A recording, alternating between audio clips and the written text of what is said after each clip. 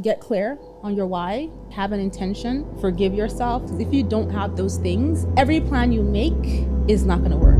I think a lot of times women and people in general carry a lot of shame and embarrassment about the mistakes that they have made in the past. The past is the past. Reflect on it and say, okay, this is what happened. This is why I racked up all this debt. And then create your plan. Your goal is to get ahead of that interest by putting in more sand than that shovel can dig out. And that's making more additional payments whenever you can in excess of your minimum payment. So start by forgiving yourself, start by creating your plan, and then be consistent with working your plan. Plan means nothing without action. So focus on yourself, focus on what is truly gonna make you happy, focus on what you want to accomplish for yourself. Don't let other people project their shame on you to keep you stuck. You've forgiven yourself. It's okay, keep it moving. Bola Sokunbi is a money expert and the founder and CEO of Clever Girl Finance. In today's episode, Bola shares her tips on how to build your wealth and how to succeed in today's world. I'm Erica Kohlberg, this is Erica Taught Me, and today we're here with Bola Sokunbi. Bola, I'm so excited to have you on, and I'm sure a lot of women come to you and they say, Bola, I really want to be better with my finances, but I don't know where to start. What do you usually tell them? Well, first of all, thank you for having me on. And yes, a lot of women do come to me, to the Clever Girl Finance platform, to ask that same question. And the first place I tell them to start is just getting comfortable with the fact that you want to make change. I think a lot of times women and people in general carry a lot of shame and embarrassment about the mistakes that they have made in the past with money, or they feel like they are too far gone, or they're too old, or it's stupid not to know the basics about finances, which none of that is the case, right? You're never too old. No questions are stupid. You can learn anything at any age. And so it's that acceptance and willingness to change is the first place to start, and being open, and also not shaming yourself, not judging yourself, and instead reflecting on the mistakes that you made, because they did happen, and taking the lessons you've learned from them to apply to going forward, to achieving those financial goals. And very importantly, not allowing other people to judge you, because sometimes when people want to make change with their finances, they want to learn how to save, to pay off debt, to invest, there might be someone within their friends, family, community that's like, well, girl, you've always been in debt. Why is this going to be different? We're all meant to be in debt. Your whole family is broke. What do you think you're going to do differently? So you don't want to let other people shame you. And that means sometimes keeping your goals close to your chest, keeping them close to your heart, so that you make the progress and you don't let other people diminish the progress you're making, because in those early stages, the progress might be small. You might still make a few mistakes, and you don't want to get that outside interference. Yeah, and I've often heard people say that a lot of times when others aren't doing well, they want to keep you down too. So if they see that you're trying to get better with your finances, trying to climb out of debt, they want to keep you down with them. Yeah, and sometimes it's not intentional, right? Because what happens is that people tend to project their own experiences, failures and successes onto you. So let's say you're trying to pay off a ton of debt, and I have never been able to do that. I'm going to project my experience onto you and say, that's impossible. It's really difficult to do. I've never been able to do it. We're friends. We're in the same situation. We have same backgrounds. You cannot do it. So that's what happens. People project their own experiences onto you. And sometimes it's not intentional. It's not to hurt you, but it's just based on who they are and what they've been through. So again, not everyone needs to be in the know of what you're trying to accomplish. So let's say that someone is in credit card debt and has felt a lot of shame around that. What is kind of the first thing that they should do while keeping it maybe close to the chest and not showcasing to everyone that, hey, I'm going to get out of credit card debt? So whatever reasons you are in credit card debt, forgive yourself. You may have gone on a shopping spree. You may have been eating out. You may have been irresponsible. It could have been actual serious, situations. You lost your job. You leveraged your credit card for emergencies because you didn't have any savings. Whatever it might be, just the past is the past. Reflect on it and say, okay, this is what happened. This is why I racked up all this debt. This is what I've learned. And then create your plan. And it's, what you probably talk about very often, which is laying out all of your debts, prioritizing them by what's either the highest balance or the highest interest rates, and then focus on paying more than the minimum to that top priority debt. And then just staying consistent as you make progress. The key to getting out of debt is never the amount of debt, right? Because if I owed $10,000 and there was not a single % of interest charged on it, even if I make a dollar payment every now and then, that debt is going to go down. Yeah. The issue is interest and how it compounds, whether it's compounding daily, weekly, monthly. It's that compounding. It's almost like you have this hole, right? Which is your debt. It's a hole in the ground. And you are using a spoon to fill it in, which are your minimum payments.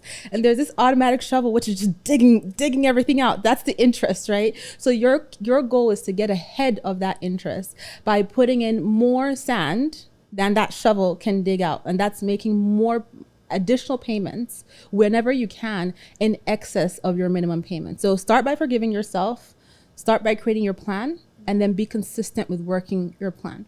And it's not that you don't share with anybody, right? You want to find the right people, because we all need that level of accountability. We all need that level of motivation from other people. So you find the people that have either done what you're trying to do, or in the process of doing what you are doing. You don't want to share with people who are like, girl, no, Yeah. you can't do this, because you can.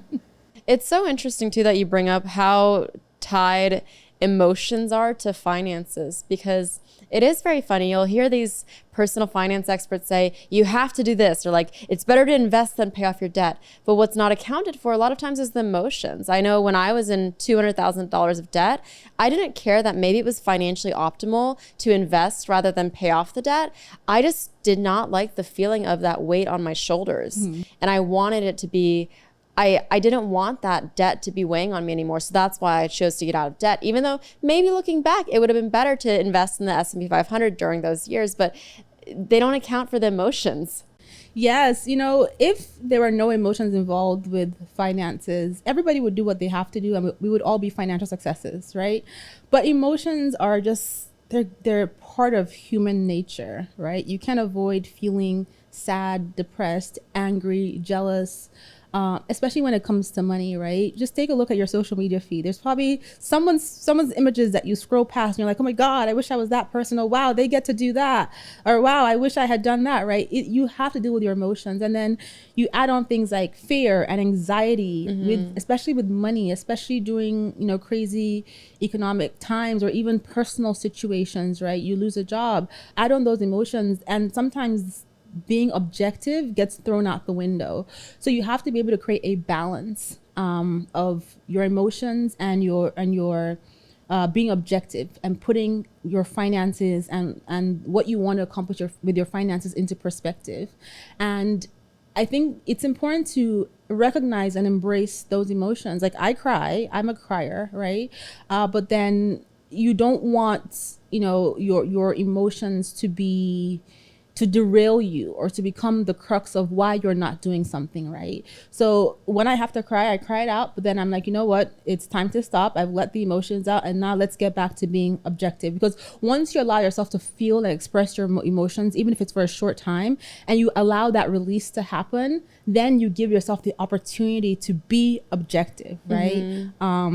And take the necessary action. So it's okay to feel the emotions, but then you want to recognize them and work around them. You don't want to get stuck in a woe is me pity party, and you certainly don't want the emotions and the woe is me pity party to attract other woe are us pity party havers, because then it's harder to end that party and get back to business. Yeah, so true. For the people who come to you and are able to successfully climb out of debt, for instance, what are the traits that you see that they have in common? So the women who have successfully come out of debt, by leveraging maybe a Clever Girl Finance resource or something, commonalities I see are consistency and intention.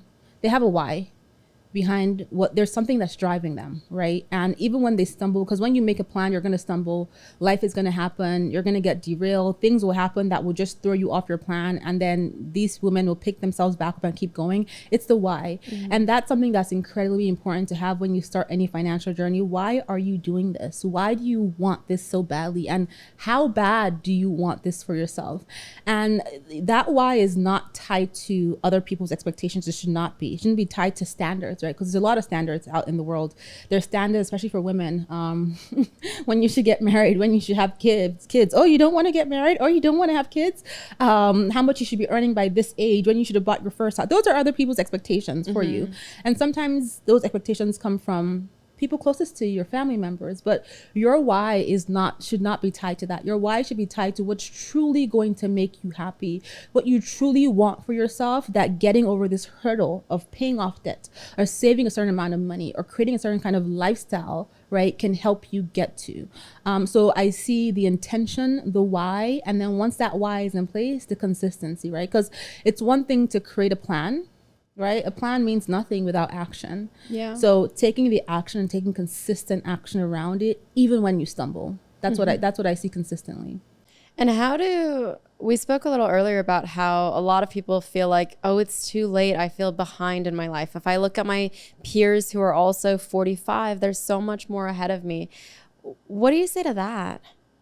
You know, don't get caught up in that, because when you pull off the blinders, you peel off some of the paint. It's not always what it seems. So focus on yourself. Focus on what is truly going to make you happy.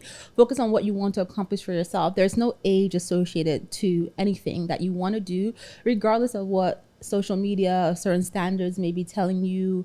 Don't get caught up, because what happens is that when you start focusing on what other people have done by a certain age, you're distracted. Instead of focusing on what you need to do over here, you're now looking at these other people over there. Before you know it, you become one of those people who's perpetually on Instagram scrolling to see what other people are doing, that you're not taking the actions for yourself. So sometimes it's hard to let go of that comparison. But one thing I've learned is that comparison is the thief of joy. The more you compare yourself, the unhappier you are. So just focus on what's going to make you happy. The age here is irrelevant, right? Because at the end of the day, taking action now, leveraging your time now to improve yourself, means that you can get what you want to get done sooner rather than later, right? So you might be 45 or 55 or 65, and as opposed to looking at what other people are doing, you could be taking actions now so that you can make progress in a year, in 18 months, in 24 months, right? What happens to a lot of people is that the year, the 18 months, the 24 months comes by and they haven't done anything because they're so focused on what other people are doing. Yep. For the credit card debt example that we used, that I feel like within the personal finance community is universally a good thing to do. Let's get out of credit card debt, because you can't win that battle. What are some views that you have on personal finance that you think are different from what the general personal finance community feels? So, I feel like I don't have a philosophy. There's no clever finance philosophy. There's no Bola Sokunbi philosophy. There's no, this is the way you must do it. I believe that there's a reason why it's called personal finance, is because it's personal to each individual.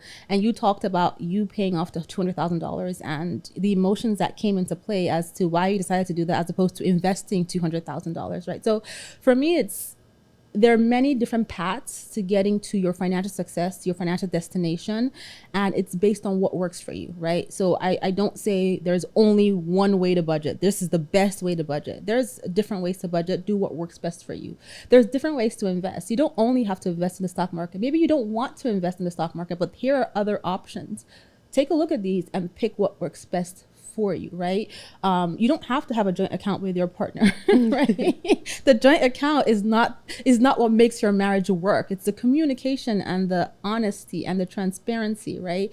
So there's a lot of within each of those categories where I see financial experts saying this is what you must do, this is how you must do it. Otherwise, my philosophy is what works best for you, right? Yeah. Create your own plan, structure your own plan. For some people, it's like, you know what?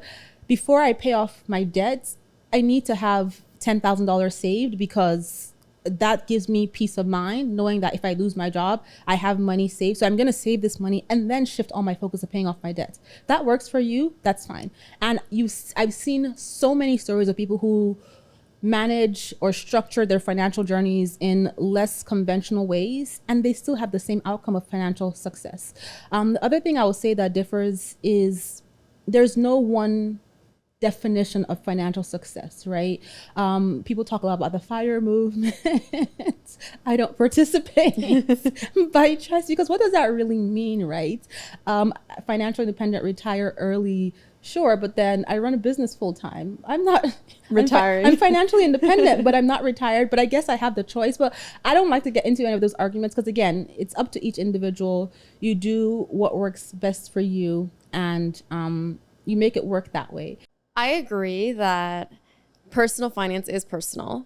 There is no one path that fits everyone. But some people I know just want this formula. They want to be able to say, okay, the first step is do this, save $1,000. The second step is do this. What's the closest thing to a formula that you can give the audience?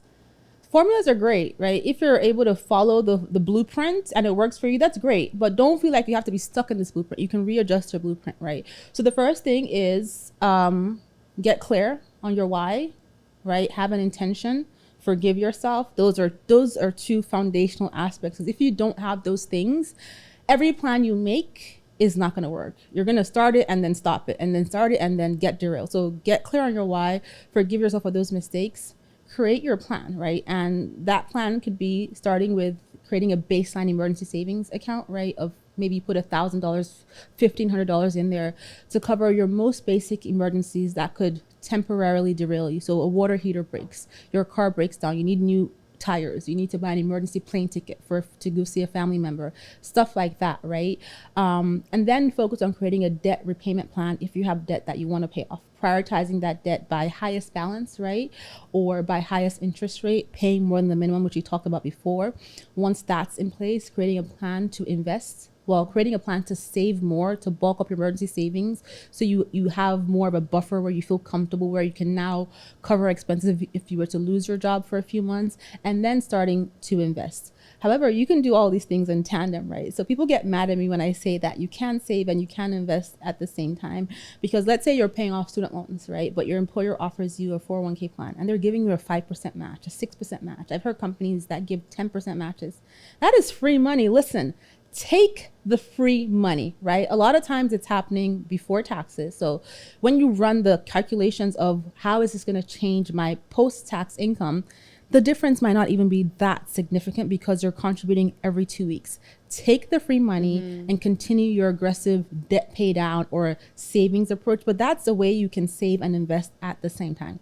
Your employer doesn't have a plan. Maybe you decide, you know what, I'm going to put 5% of my income towards retirement savings, or 10% of my income towards retirement savings. And I'm going to look at my budget, look at my finances and see where can I recover this 10% from so I can put it towards debt. And that can mean that there's things that you stop doing, you get out of your comfort zone to stop doing for a period of time so that you can get out of your debt, right? And then save and then invest and then come back to those things later. People get mad at me when I say, take a break from your hairdresser. So if you get your haircut every 2 weeks, so I go to the hairdresser every 2 weeks, but you could go once a month. I know how to do my own hair. I learned how to do it in the pandemic. I did not go to my hairdresser for 6 whole months. And guess what? My husband cut my hair. I figured out how to relax it. I know how to curl it. I made it work and I saved so much money, right? Maybe you don't go to the nail salon every 2 weeks. Maybe you don't go out to eat. Maybe you don't need to have Netflix, Hulu, Disney Plus, Paramount Plus, HBO. Like, have one, have two, and put the difference towards paying off your debt. That's how you recover that 10% that you said, you know what, I want to invest this while I pay off my debt. So there are formulas, but then you can make your hybrids and readjustments of this based on what's going to work for you and how quickly you want to achieve your goals, right? You could also decide, you know what, I'm going to get a part-time job. I'm going to downsize. I'm going to sell as many things in my house as possible to put all this money towards saving or investing or paying down debt. So the blueprint is there because it's a baseline guide for you, but you can modify it and adjust it based on what you want to accomplish and how quickly you want to accomplish it. So let's talk about the investing part. What do you say for people who just want to get started in investing and have no idea where to start, what to start with, what to invest in? So I think it's worthwhile understanding the basics of how investing works. Like, when you are on social media, investing can be super sexy or super scary, right? Depending on who you're following, what you're seeing. And it can also be very FOMO. Oh my God, I'm not investing in cryptocurrency. Oh my God, there's another cryptocurrency millionaire. Oh my God, right? So it's really important that it's worth picking up an Investing 101 book, watching an Investing 101 video, going to your library and looking at Investing 101 content. And the reason why I say it's worth this time is because this is money that you've worked so hard for. You've exchanged your time for these dollars, right? Mm-hmm. Why wouldn't you take a little bit of time, even if it's like 20 minutes, 30 minutes, just to understand the basics of what is the stock market? How does real estate work? What is cryptocurrency, right? Just having that baseline. And then it gives you a level, the more you know about how investing works, the less of an uninformed risk it is, and the more of a calculated strategic risk it is. Because investing is risky, that's foundational. But once you have a bit of insight, you are able to manage the type of risk you take on, right? As opposed to investing blindly. Now you know that, okay, you know what? I prefer investing in the stock market versus investing in real estate versus investing in cryptocurrency. Or you know what? I actually like the idea of investing in small business. Or you know what? I'm going to diversify my investments across all these different categories. But now you're able to make those decisions and manage your risk because you have an understanding of how these categories work. And then for someone who has done that, right? And you're now like, okay, I have $500, I have $1,000, right? That you want to invest of your hard-earned money. Because people will say, oh, $500 is too small. No, it's not too small, right? Again, going back to what I've been saying, consistency, consistently investing, you're adding on to your stockpile every time you put money in. So the key for people who want to start is, how do I diversify this small amount as widely as possible, right? So it's going back to that saying of don't put all your eggs in one basket. If you have $500, then don't put the whole $500 in one stock, right? Maybe you put it in an index fund, which has a variety of thousands of different stock investments that helps spread your money across. And every time you add more money, you continue to diversify.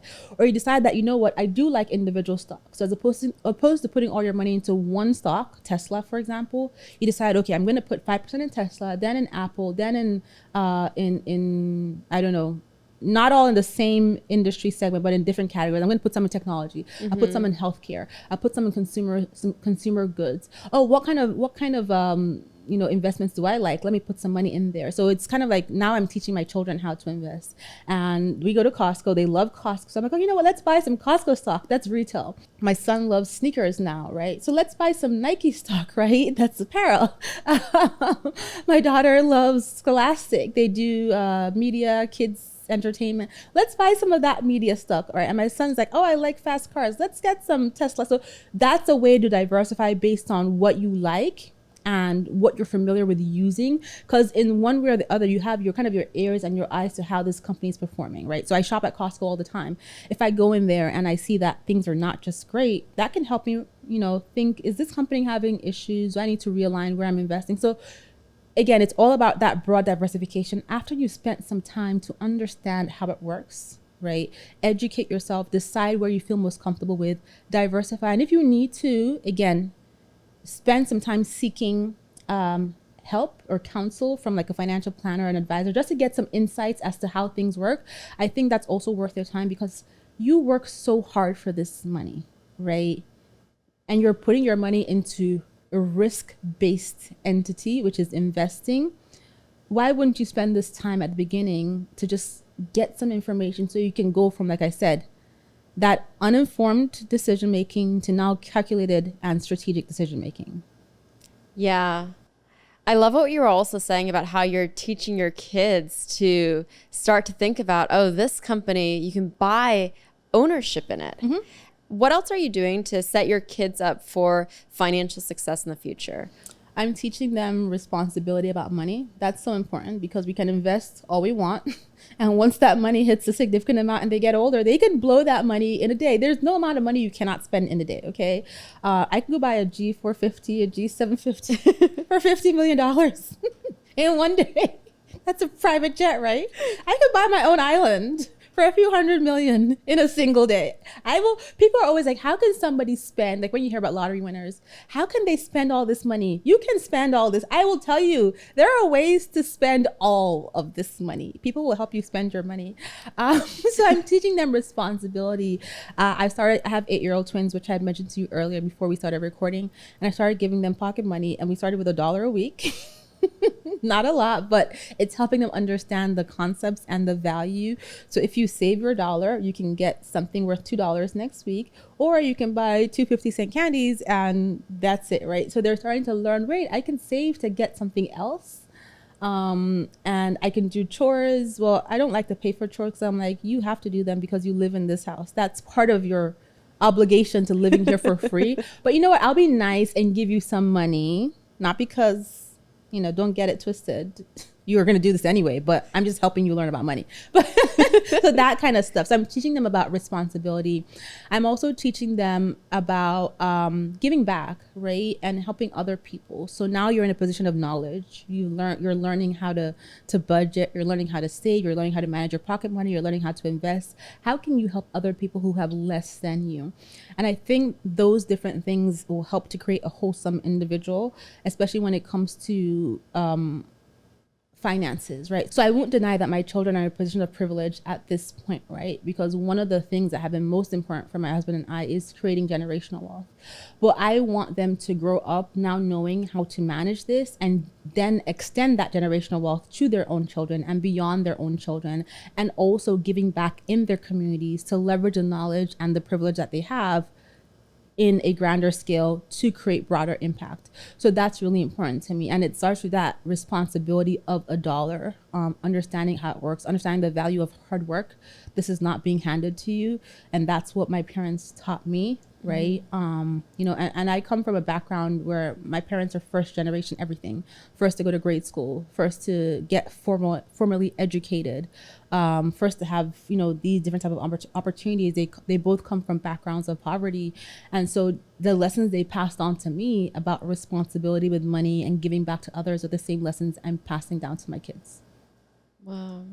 In my audience, we do have a lot of parents, and I always see that parents want the best for their kids before even themselves. They're not asking me, oh, how can I be better with my money? They're asking, how can I help my kids be better with their money? What accounts do I need to set up for them? Do you have any specific tips as to what kind of accounts parents should be setting up for the kids, or what else they should be doing besides the important part of teaching them financial responsibility? Mm-hmm. So I'm still learning, right? I've never taught kids about money before. Like, I teach women and grown-ups about money all day long, but children, this is new to me. And I'm learning as my kids grow older.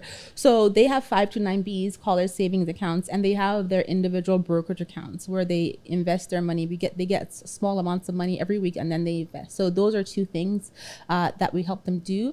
I think once they turn 10, I'm going to open checking accounts for them and have them have debit cards that are tied to like my debit card where I can control it. I think there are accounts like that. I've seen those. Yeah. Where they can now pay, because when we go to the grocery store, my daughter's like, Mom, give me the card. I want to pay. So when they get to age 10, I will do that. So I think those are good places to start. The 529B college savings, brokerage accounts, you can open them in their name from when they're born, and then checking accounts as well. I think those are good accounts for kids to have, but then involving them in the process. But just going back to what you said about, parents want to give their children the best of everything. I think it's also important to be able to say no. I've been in that position where it's like, oh my God, my kids really want this. They're asking me for this, but why do you need it, right? Just because you can have it doesn't mean that you need it, right? And it's not giving them, when I don't want them to have this, like, I can have whatever I want type of mentality. Because no, you didn't work for this. I work for this. You need to get a job first, then you can work for this, right? You can get this. So I have this conversation with my kids a lot where I say no. And the reason why I'm saying no is because you 8-year-old, you can't afford that. you don't have the money. You don't have a job. And I don't feel like buying it for you. So having them learn no is also important, because they don't have that, idea of, I can get it all, whatever. And I've seen kids that do that, and it's like, well, my mom will buy it for me. Well, my daddy can get it for me. Well, I live in a mansion. No, you don't. Your parents live in a mansion. You're a boarder, okay? You don't own that. And I see that happen a lot, and I'm like, no, these are not going to be my kids. Nope, we're not. Nope. No, the answer is no. Okay. It is definitely important to set those boundaries, I'm sure. We were talking earlier about how much shame is associated with some of the money decisions that we've all made in our lives. For you personally, What are the money decisions that you had to forgive yourself for? There are many of them. I mean, oh gosh, I've made so many mistakes with money, and before the forgiveness even came, it was more like, oh my God, what a stupid decision. How stupid was this decision? I remember when I was first learning how to invest, back when I first graduated from college, and I was like a gambler. I was so impatient. Like, as soon as the stock went up, I would buy it. And then when it went down, I would sell it. I was losing so much money. It made no sense. But to me, it was like, oh my God, this is a scam. Oh my God, they're stealing my money. Oh my God, why is it going down? And I would sell it. I would lose this money and I would see it going up. Like, oh, this is a good investment. And I would buy. So I had to change behavior, adjust mindset, understand how investing worked. So I was investing without understanding how investing works, which you talked about. I was blowing my hard-earned money. So I really had to come to terms with that and then forgive myself and say, okay, you know what, Bola, you made some stupid mistakes. It's time to forgive yourself, and really assess the mistakes. What went wrong? Why were you behaving like that? Why were you making emotionally driven investment decisions? And really then express my emotion, but then now be objective and create a strategy, which I said before. So I've made mistakes like that. One of my most famous mistakes, it was my Chanel handbag collection, which, depending on how you look at it, I think it's a mistake. Some people don't. So Chanel handbags right now are in the $10,000 to $12,000 range. Oh my goodness. In 2022. When I was buying Chanel handbags, they were like $2,800 for the exact same bag. That was probably better quality back then. And I had several. And I had gotten to the point where I'd reached one of my first big savings milestones. So my other claim to fame is my $100,000 savings story. And I was like, I've saved $100 and something thousand. I'm going to buy a nice bag. And I bought a Chanel bag. And over the years, I would buy additional Chanel bags.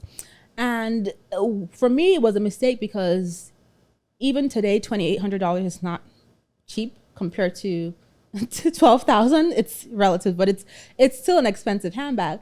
I could have been putting that extra money into investing, and I was like, you know what, I'm investing anyway, so I'll just buy another bag. And I feel like it's fine to buy what you like, right? Your thing might be cars, might be watches, might be shoes, might be traveling, might be handbags, like it was for me. Kind of still is though. But it has to make sense.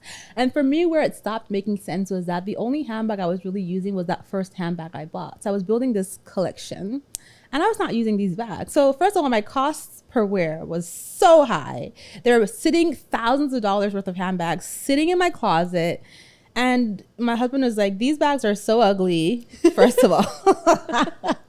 And I would look in my closet, and after a while, I started seeing, instead of the handbags, I'd see dollar bills stacked up. So I decided to sell the handbags. I sold every single one of them for more than what I bought it. The bag I bought for $2,800. I think I sold it for close to $6,000 because of the Chanel price increases. So people will be like, okay, well, Bola, you made profits on selling all these bags. But then when I computed the calculations, like if I had bought Amazon stock back then, it would have been like a 300% return on my investments, right? So I had to be like, okay, you know what? Forgive yourself.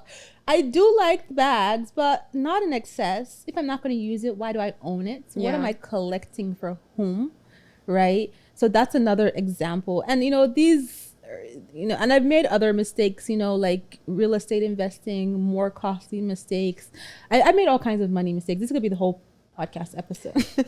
But, the key for me is really reflecting back and not letting that be the reason why I don't do something again, right? Why I don't invest, why I allow it to be okay for myself to buy another handbag, right? It's reflecting on those mistakes, understanding what went wrong, understanding what I didn't like about them, what didn't feel good to me, leveraging those lessons as I take my next steps. And the other thing is, a lot of people have shamed me for my mistakes. So I did a podcast last year and we talked about this Chanel handbag mistake. We talked about it. It's, it's kind of fun. It's a lighthearted conversation. A lot of women can relate to this because we like handbags, even if it's not designer handbags. And after the podcast ended and they did their intro, outro recording, they said, how ridiculous is she? Right? So we've had this conversation, then you go on to shame me. And I think sometimes, for me, I wasn't fazed by that because, I'm used to this game. But for someone else, that could be a stumbling block for them where like, oh, you know what? They retreat and they're like, I'm not going to do anything else. It can hinder them in their steps when somebody else says that about you. So one thing I just wanted to add, that it's really important that you do not allow other people to shame you once you've recognized and acknowledged your mistakes. It has happened. You know it has happened. You've addressed it. You've learned your lessons. Whatever you think about it is your business. Don't let other people then now, project their shame on you to keep you stuck. You've forgiven yourself. It's okay. Keep it moving. Yeah. Love that. What are some splurges you have now that you can justify that you're very happy with? My handbag collection. Well, not collection. I have much fewer handbags with my handbags. I love my handbags. I use them very often. Cost per wear is low. Good. Thank you very much. So that, yeah.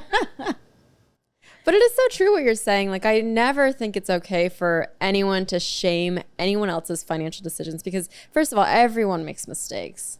And so it's silly for one person to think that they're just the pinnacle of good decisions in finance because that's not true. Yeah, and what I find is that people like to judge based on what doesn't appeal to them. So my thing is handbags, right? I don't like being away from home much. People love to travel.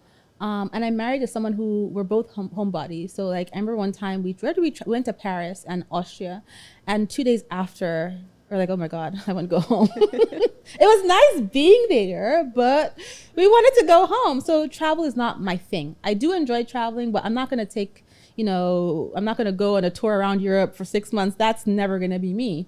I'm always going to want to come home. So I spend my money where I enjoy, and there's no shame in that. Your thing could be super frivolous to somebody else, right? You might like, I don't know, board games. You might like collecting baseball cards. That makes you happy. But it's all about creating balance, right? At what cost are you doing this travel? Are you doing this handbag collecting, jewelry collecting, baseball card collecting? As long as it's not in detriment to your financial goals and your financial wellness, then it's fine, because at the end of the day, life is about balance. Yeah. You are not here to just save and pay off debt and die. You want to live a good life. You're working so hard. You're going through all kinds of things that life is throwing at you. You want to enjoy your life. And if it's a certain experience or owning a certain thing that makes you enjoy your life, living in a certain city, whatever it might be, right? Buying a special pillow, buying a massage, whatever it might be okay with it. Because there are certain sects of the financial community where it's like, don't enjoy yourself, spend no money, be as frugal as possible. And that's fine if that's what makes you happy. But if it doesn't, it's okay too. It's so true. I've gone from being very intense. When I was in law school, one of the stories I tell is to save money on tissues, like facial tissues, I would always rip them in half. So the box would last me twice as long. Like, I would rip the facial tissue in half. Obviously, I'm not to that level now. I've found a nice balance where I spend on what I want and don't spend on the things I'm not that interested in. But it is a balance. Yeah, and I think we've all gotten to that. We've all gone through those phases where we have a why and we're so intense on that why, we really go a little crazy. Like, I was a ramen noodles girl when I was saving money. Like, I refused to buy groceries, and ramen noodles were like $3 for $1. I was as skinny as this. Listen, ramen noodles. I would get to work so early and I'd go to all the admins. Is somebody having a retirement party? Is there a baby shower? Is there a goodbye lunch? And it got to a point where they knew me, so they would email me, hey girl, in conference room 202, come by at 12:30. There's gonna be free lunch. And I would pack my lunch, I would pack my dinner, I would check all the breakfast meetings to see what bagels are left over. That was me, because I was trying to save, and I just did not value food. It was either free or ramen. That was me, right? So I've been there, right? And again, we all are in that space where we want something so bad enough that we're gonna tear the tissue in half. We're gonna be as cheap and as frugal as possible. But when you now get beyond that thing you wanted to accomplish, you're now there. Yeah. It's okay to live a little. It is. Like I said, you want to, the last thing you want to feel is, when you watch those videos of people who are older and they talk about their regrets, the regrets are never about, I wish I didn't enjoy my life. I wish I didn't do these things that made me happy. No. So how do you create that balance of pursuing your financial wellness and living a good life without ruining your financial wellness, right? You have to create that balance. So you can do that aggressive focus on your why for a short period of time, for a few years. Everybody can do that. I think everybody has it in them. But if you choose to make it a lifestyle, it has to be because that is what truly makes you happy. You're okay with this lifestyle. You're happy doing this. And there are people who are, but don't do it just because you feel obligated or you feel guilty or you feel shamed because you want to do something and, oh, what are people going to say? You don't care what people are going to say. Yeah. Or you shouldn't care what people are going to say. People are always going to say something. They always will. Always. I want to transition to talking about what you have done with Clever Girl Finance. You've helped and empowered so many women with their finances. Where did this all start for you? Oh my God. So I studied computer science in college. I have a minor in business. No intention of getting into the personal finance space whatsoever. But I think it started out of my own personal need of wanting to figure out my finances. So, my parents are immigrants. I'm also an immigrant to the US. And the cost of my college came at a very high expense, right? My mom supported me through college with me getting a partial scholarship. And it wasn't because she had stacks of money sitting on her money tree in the back of her house. It was because I couldn't qualify for student loans as an international student. And we had already asked family members to co-sign student loans for my brother. So my mom was working and paying like it was from her paycheck to my college tuition in addition to my scholarships. So for me coming out of college, I needed to make money. I needed to earn money. I needed to know how to use my money well just to make my parents proud and to show them that your investment in me, at the expense of your retirement fund and all these things to send me to college was not a waste. So I remember wanting to just figure out finances, and I went into a bookstore, and for some reason I was looking for a personal finance book for women. I wanted a book for women. I couldn't find anything. I found books on wills and trust. I found general personal finance, finance 101, and then there was one personal finance book for women that was written by a white man. And I was like, okay, sure. I'll buy it. It was an excellent book. I loved the book. I read it to shreds, bought it again. But I was like, why is the number one best-selling book for women written by a guy? So that was one thing.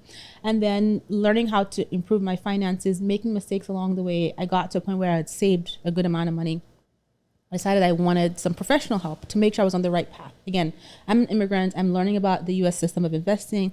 I'm learning about US credit. All these concepts are new to me. And these are not concepts my parents could help me with because they also were not familiar with the US financial system. So I go to a financial advisor, and his line of questioning was just very weird. He was like, am I married? Where'd I get this money? And he was very condescending in a way that it felt like, who are you and why are you here? And how do you have this money? So I left that meeting feeling very upset, and I was like, I'm going to figure this out for myself. So there was that, wanting to do well, figuring out money by myself, and then just starting to have conversations with friends and coworkers about money. And I love to talk about money, what I'm buying, how I'm saving, how I'm investing. I like to share. Mm-hmm. So I started a little blog, and I would talk about buying my designer handbags and also investing and what I was investing in. And I built a small community there. As I got older, I started to realize that there were things that I had observed with my mom growing up that were not happening to me. So my mom got married when she was 19 years old. She had a high school diploma. My dad had a PhD. He was in his 30s. And, as she was getting older, she would see things like her friends losing a spouse and having no idea about the family finances, a friend wanting to leave an abusive marriage and not being able to leave because they didn't have any financial options.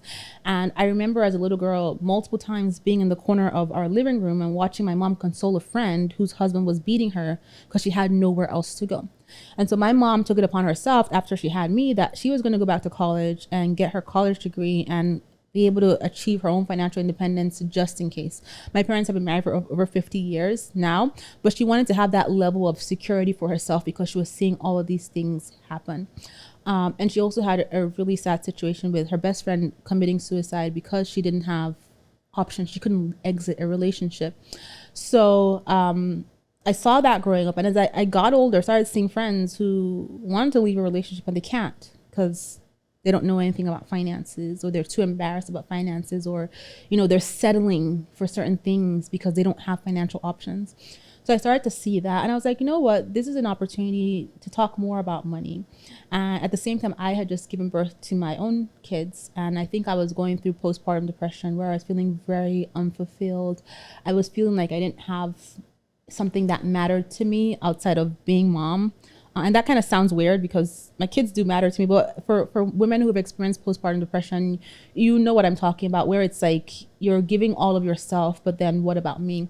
And I didn't feel like my work valued me, my job valued me, even though I loved what I did. I just felt like it wasn't tangible enough. It wasn't like, what do I do here that is changing lives? What do I do here that's so important that cannot be replaced immediately? So from there, I started brainstorming, and all of those things over many years, all these things happened over many years, were things that kind of led me to the place of, I should do something that empowers women around wellness, and more specifically financial wellness, based on my own experiences of having to figure it out, based on watching my mom having to figure out, because my mom eventually got her college degree. I went with her to her college classes. She got her master's degree, and then she became the breadwinner of our family due to certain circumstances. So that's kind of like a summarized version of kind of how Clever Girl Finance came about. Wow. That's really an incredibly moving story. So did it start from the blog, or how did what we see today happen? Yeah, so I kind of shut down that personal blog, because the personal blog was more like, I used to be a wedding photographer, by the way. That was one of my side hustles, a wedding and lifestyle photographer that allowed me to save that $100,000 in addition to my full-time job. So I would talk about my photography, I would talk about side hustles, I would talk about fashion and designer shoes and bags, and then investing, and I would have like little savings challenges. So there are a few people from way back when who remember me from back then. It was a Blogger, and there was a whole Blogger community, blogger.com, which is no longer around. And so I decided about when my kids were about 13 months old, that I was going to start something formal, and the name Clever Girl Finance just came to me. I'm originally from Nigeria. We are a British colony, and clever is the word for smart, right? So I'm like, yeah. And my mom was always like, hey girl, what's happening, girl? So I'm like, you know what, Clever Girl Finance. It just came to me. And I started as a blog, and I would write articles all by myself. So I was the everything. I was the marketer, the blogger, the writer, the janitor, all that stuff. I would just write articles, and I kind of leverage what I had learned from my photography business in terms of managing a business, and put that on top of that, and what I had learned with my business administration minor and college, kind of put that on that to kind of create a little bit of structure around my business. But I didn't know anything about, you know, social media. I was one of the first users on Instagram, by the way, because it was a photography platform at the beginning, right? And I used to share my photographs on there. And Instagram was a very, very small little app. I think when I joined, it had like 2 reviews in the app store, because it was a tool for photographers.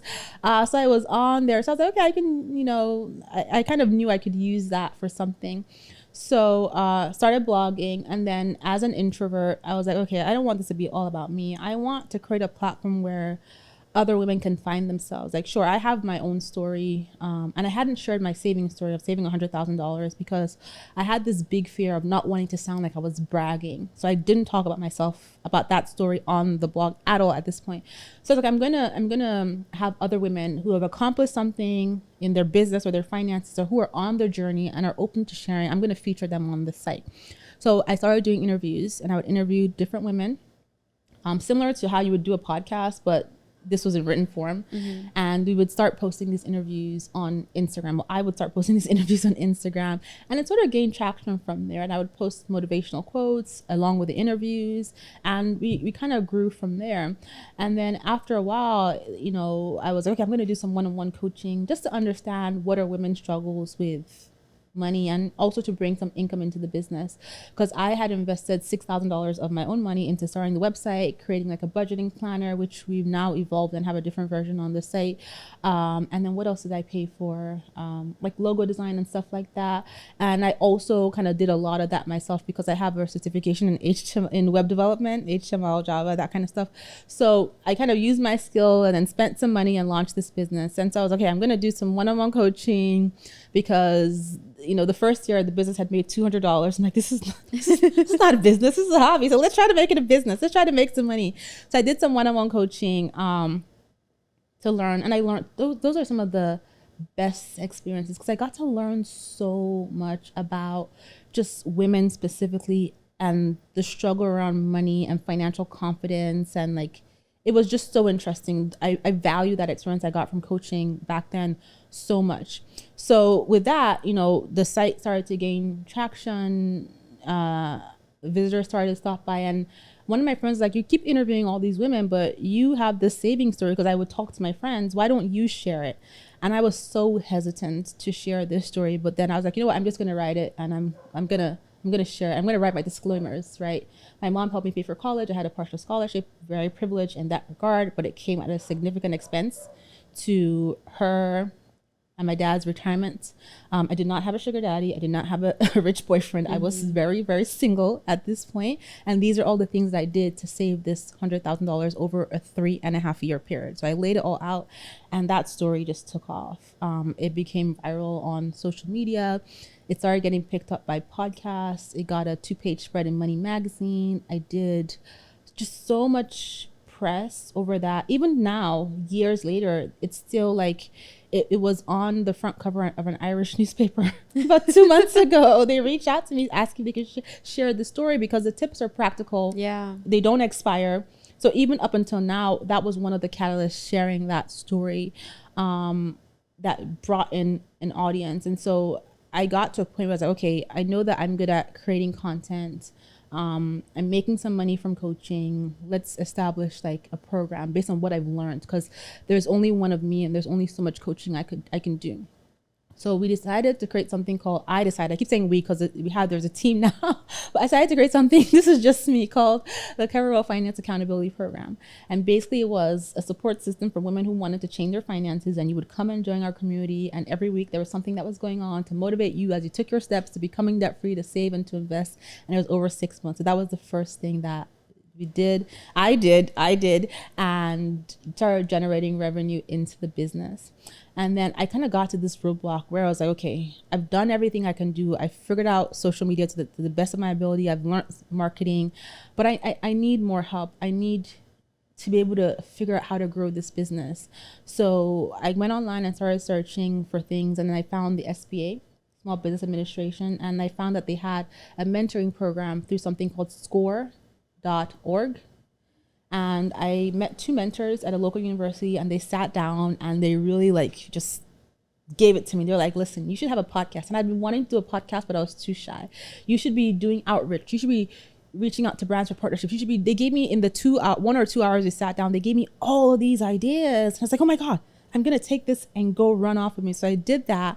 And then I realized the value of having that mentorship advisory. So I started looking for additional opportunities as I continued to grow the business, made my first hire, just expanding our content, growing our accountability program. And then I did the 10,000 Small Businesses program with Goldman Sachs, specifically for women. They had a cohort with Tory Burch, the Tory Burch Foundation. I did that, learned so much more about business structures, about hiring, about just legal, everything, right? And then I was like, okay, I'm going to find an advisory board. I got my first formal advisor, a seat on my board, making more money. And then I applied for the Techstars Accelerator, which we talked about, which is like, that was a significant, like major opportunity in terms of the network, in terms of the people I met, and in terms of being able to scale the company.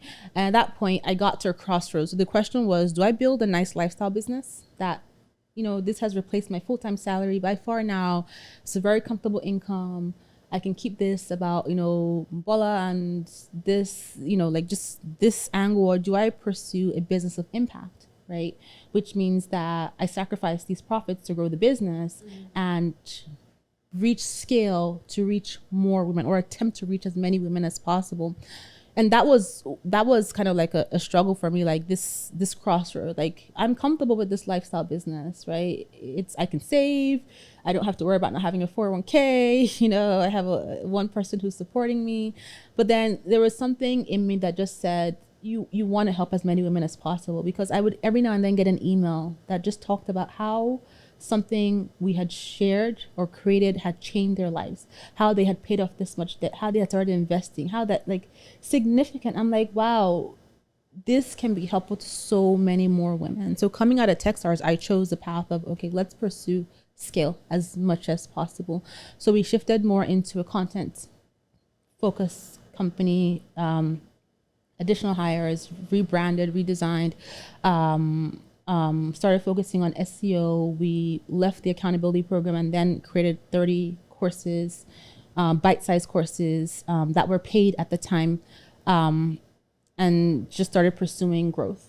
Right? How many women can we reach?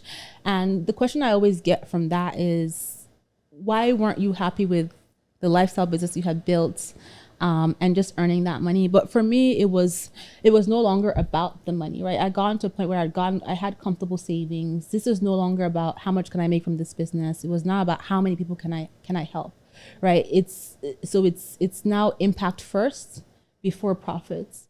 And that has always been really, really important to me. So one of the things I struggled with in order to keep the business going was charging people for courses, charging people for financial support. Because when people come to Clever Girl Finance, they're usually coming at a point of need. They've made mistakes, they're trying to change their financial situation, they're in desperation, something serious has happened, they need financial help, or they're trying to pick up the pieces. So I never felt comfortable charging people money when they're trying to make a change. And the argument I would get when I had this conversation with people would be like, well, these people will spend money on all these other things. They'll spend money shopping. They'll spend money on courses about business and stuff. But so they should be able to spend on their personal finances. And I get that. But at the same time, when somebody's coming at a point of need, I don't want to have to turn them away.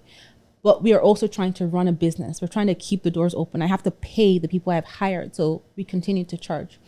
So the pandemic came around and we went into lockdown here March 13th. Between March 13th and March 18th, we got an overwhelming, so much traffic to the site. I guess people, again, this was the point of need. Oh my God, I can't go to work. Oh my God, I need to figure out my finances. Oh my God. We got so many messages of desperation. It was shocking to me. Like, it actually made me a little scared. Like, what is going on? And we have this content that's behind a paywall, and these people need help. So I decided, we had a quick meeting, and I decided that, you know what, we're going to make these courses free, figure out how to replace this income. At the time, the courses were doing 6 figures for us. And I was like, well, it's like, let's put on our parachute and jump, and we'll figure out how to build the plane on the way down, right? And similar to my personal finances, we had created a business buffer. So there was money for people to get paid. So I'm like, don't worry, you'll get paid. Let's do this because, again, impact first, supporting our community first. So we made our courses free on March 19th. And we got like 30,000 people in to take these free courses, just like, thank you so much, this is so helpful. And then decided to make the courses free permanently. And then it's like, okay, let's figure out how to replace this. Wow. So from there, you know, just by making that decision, it was a game changer for the business in 2020 because, number one, our traffic went skyrocket. It skyrocketed our traffic, skyrocketed brand awareness for us because other people got to learn about Clever Girl Finance through word of mouth. We had started taking a serious focus on SEO. So we do a lot of content on the site, and we just became a very attractive brand, not just in the financial industry, but in the anything that was parallel to women's lifestyle and stuff like that. So we ended up 4xing or 5xing the income we were making from our courses just from that decision. And I remember the first 2 months after, I was like, oh my God, I'm gonna figure this out. We have like other small income sources, but like, how the hell are we gonna figure this out? So that happened. And I learned a couple lessons from that. I learned a couple lessons that, number one, I needed to trust my gut. That was very much a gut decision, but I knew it was the right decision and I would figure it out, and we did. Number two, that business buffer that we had created was the smartest decision, right? Because we could power through, because you saw in the pandemic, so many businesses were shuttering, closing down. Number three, staying true to our mission, empowering women to achieve financial wellness. And that's what we did. Because there was also a window of time on social media where I saw a lot of people saying, I told you so. You should have had the emergency savings. You should have had the budget. I'm like, no, that's not okay. Some people are here in this situation because they're recovering from a loss of a loved one due to COVID. And income has been removed. Someone is sick, a terminal illness. So many issues that were happening why would you say I told you so? Everybody makes mistakes. Everybody starts from somewhere. A lot of times people need to rebuild. So staying to our mission, we did that, and then diversifying our business income. That now became huge priority. So yes, courses was one of our main income. We had the planners. I was still doing coaching, a little bit of coaching at that time. We had some affiliate revenue, but really getting serious about not only diversifying the income, but diversifying the business streams as well. So that became a focus. So, in terms of how we make money, and today now creating an extension of the Clever Girl Finance brand into other types of content that are not in the personal finance space. It's a long story, but no, it's so interesting. And especially, I mean, you would assume that if the courses were your major moneymaker, getting rid of that would be detrimental to the business, but you proved otherwise. But I didn't know that, right? And there's a video on either on YouTube or somewhere Instagram where I'm like, our courses are free, and you see me cry, because I was also going through a lot of emotions, right? My mom is a nurse. My sister-in-law is a nurse. My other sister-in-law is a doctor. My husband's a physician. These are people that were going to work every single day, and I was stressed out. There was no vaccine at the time. They were treating sick people. My husband's boss died on March 13th. I was for a series of months, I had super high anxiety. I was just on edge because my mom she wanted to go see, she's an infant nurse. She wanted to go see her babies. My husband had to go to work. My sister-in-laws had to go to work. And I'm like, this is life happening, and people are asking for help, and we're like, oh no, you got to pay us $200 for a course. Like, what are we doing here? Like, if we can't help people right now at this point of need, when can we help them? And what is this mission that we are saying that we stand for? So all those things led into making that decision. And I was like, even if our income takes a hit, we will use this business backup fund, and we'll figure something out. I've been able to figure this out in the past. We'll figure it. And that was the way I was moving forward, because back then that was the end of the world. Right? Yeah. So if the world is ending, you know what? Let's do what we can to power this. That was my mindset back then. And I had always struggled with, like I said, charging people who were at the point of need, but we needed to make money. So part of what I learned is that there are other ways to generate revenue and support the audience that you're committed to supporting.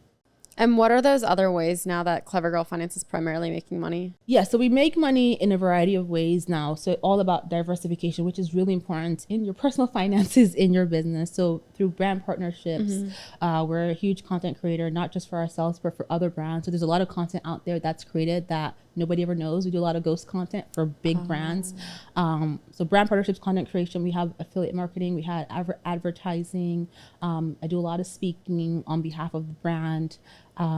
We have our physical products, our courses are not paid, sorry, our physical products, planners. So there's a bunch of different things. So we create content on our side that we monetize, and we create content for other brands and other platforms that gets monetized. And then just recently we launched an extension of the brand called Clever Girl Author, which is focused on the literary aspect of women who want to write, people who want to step into freelancing, people who want to write books. And that's now another arm of the business. One of the brand extensions that we're building out, on a list of a few others that we have planned down the road, as a way to not just diversify our income, but also diversify the business. Why did you choose to focus on women? So that's a great question. And I get asked that a lot. People say personal finance is for everybody. And I agree 100%. Everybody can definitely leverage the content we create. Everybody is welcome. But the focus on women is very personal. Obviously, I am a woman. I'm a woman of color. I'm a Black woman. But it also goes back to my background. So like I mentioned earlier, I'm originally from Nigeria. Nigeria is a British colony. And back then, I learned a lot of things that were not to the benefit of women, right? So my dad is a twin. Has a twin sister. My dad has 2 PhDs. He's an econometrician, mathematician, super smart guy. I love my dad. And his twin sister is not formally educated, which means my aunt does not read or write. She doesn't speak English, but she's educated in the sense that she has her own trading business, small goods. She knows how to count money, but she's not formally educated in the way that my dad was. She didn't go to grade school, high school, college, none of that. And the reason for that was because my grandfather had a big distrust of the colonialists, going back to slave trade and when people would go missing, and he just didn't trust them. And they now brought this formal education, which is the education that's pretty much across the world right now, this standard of education. He felt that if anybody was going to be able to learn this and use it to the best of the ability, it would be his male children, because in a way, in that world, the male child was the more prized possession. They're smarter. They become the heads of the family. They can figure things out. Whereas there was a woman's place. You get married, you have kids, you stay back there, and that's just what it was. My grandmother experienced that, right? She was one of 5 wives, multiple children, and there was, her place was to raise the kids. And eventually she started a small business to take care of her children when my grandfather was struggling with supporting all these wives and all these children that he had. So Nigeria is polygamous. So my dad's twin sister did not get the opportunity to go to college. And I always imagined what her life would have been if she had 2 PhDs like my dad, if she was this accomplished person, right? She's accomplished in her own right, but she didn't have the opportunity. And then you think back, you come back now to today's world. Let's talk about our generation, present generation. We're in a position where we're earning more money than our mothers and our grandmothers on average, right? The gender wage gap exists. It's impacting us. There's an investing gap as a result of that gender wage gap, but we're earning more money, right? Today's world, many women are choosing to be single mothers, to not to get married, to be, many women are breadwinners, sole household earners. So we're now taking this ownership of finances. But when you think back to where we're coming from and you think back to what was deemed as a woman's place, right? Whether it's your mother or your grandmother, we all have a good recipe passed down from our grandmother and our mothers, but we don't necessarily have a portfolio of financial knowledge that was given to us, because back then, this is not to aggregate everybody, I'm just talking in certain demographics, certain groups. Back then, it was not a woman's place, right? The dad goes to work, comes home, pulls his sons aside, talks about business and all that stuff. And the woman talks to the daughters about how to make dinner and how to, the next best recipe. And not because they didn't want to talk about money, but because they had not been taught about money by their mothers and their grandmothers. So there hasn't been this generational transfer of financial knowledge, which has led to women not having that much financial confidence, right? Or being shy about money because we don't know if we're talking about it the right way.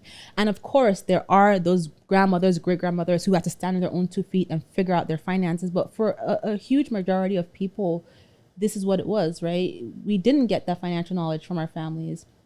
And then when you look at minority demographics, there was a whole history of other things that happened where financial wellness was not even an opportunity, right?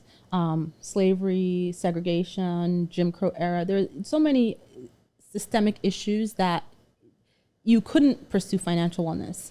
And then you think about the fact that in the United States, it wasn't until like 1976 that a woman could open a bank account on her own.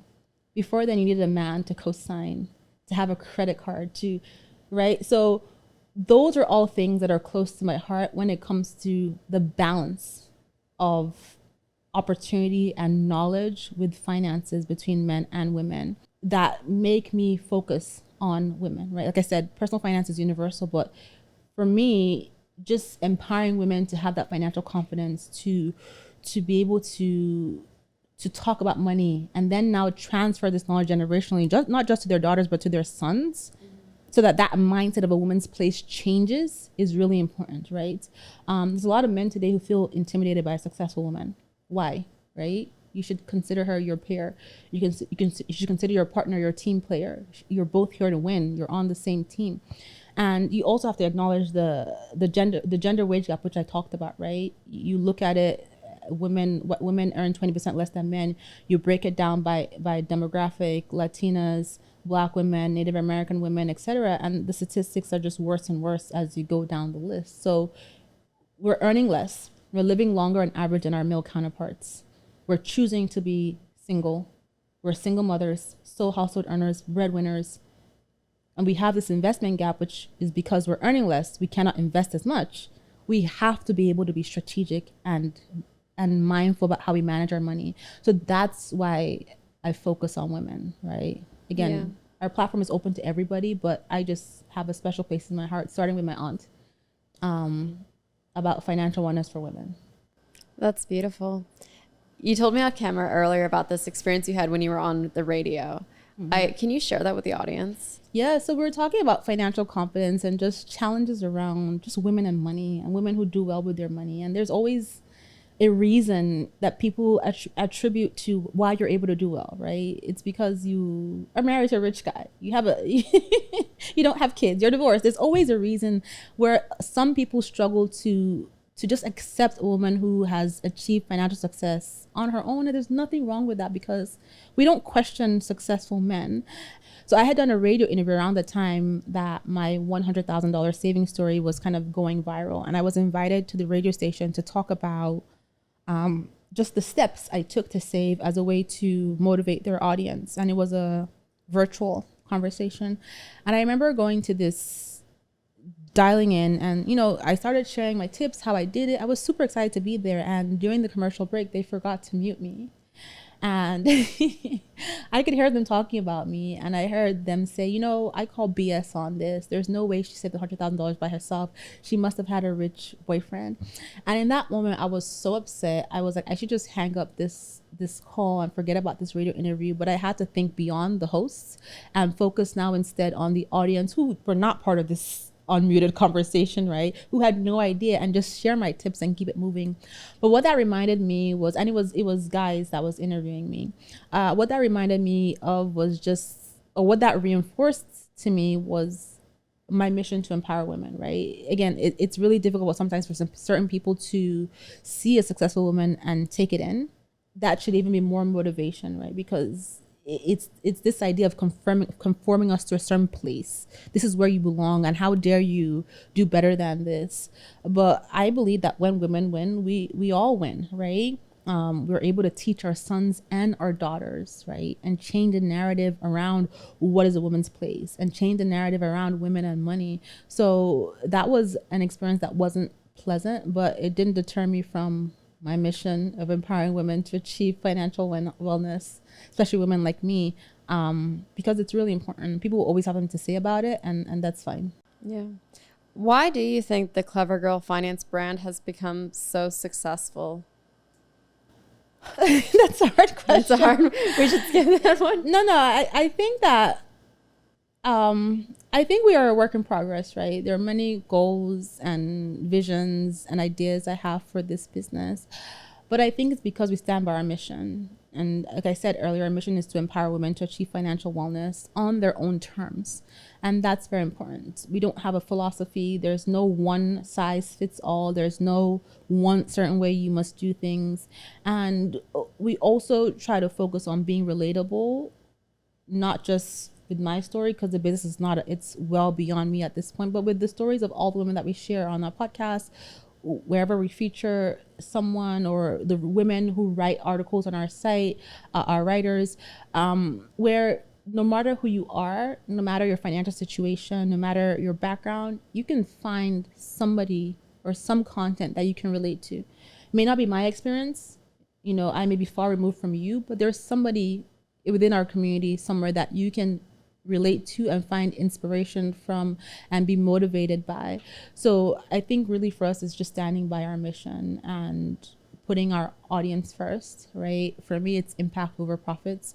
And it's, I don't want to say that from a privileged perspective where it's like, oh my God, you don't care about money because you have all this money. It's not that. It's, even if this business did not make any money, that would still be my mission, to help first. Because I saw, my mom is sitting there with her friends. I saw what happened to her best friend.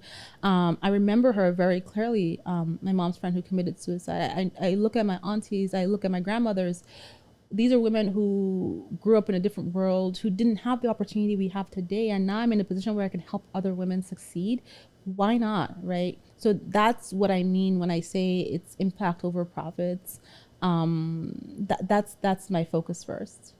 Bola, you've done so many amazing things already, from being a best-selling author to creating this huge brand that has helped so many women.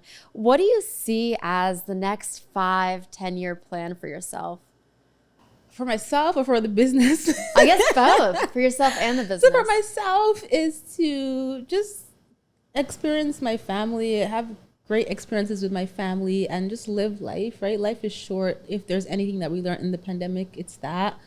Just appreciate every single moment. And for the business, for me, it's just continue to impact women and people positively, right? Continue to adhere to our mission, and continue to grow, diversify our business. That's something that I'm excited to do.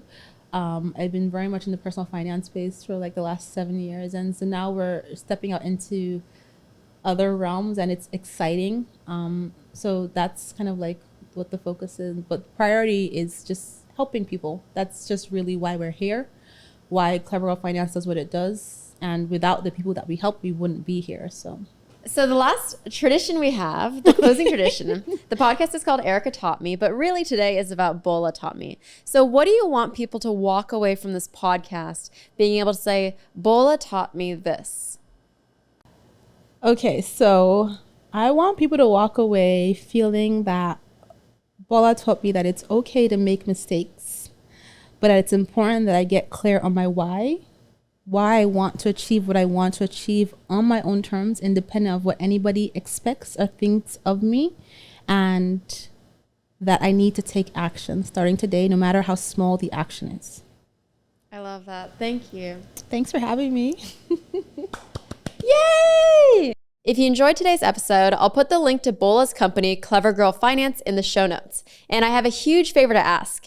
It would mean a lot if you could take a moment to leave a review for the podcast. Even just one sentence is perfect. It really helps support the work that we're doing. Thank you so much for choosing to spend your time with me today, and I'll talk to you next Tuesday on a brand new episode of Erica Taught Me.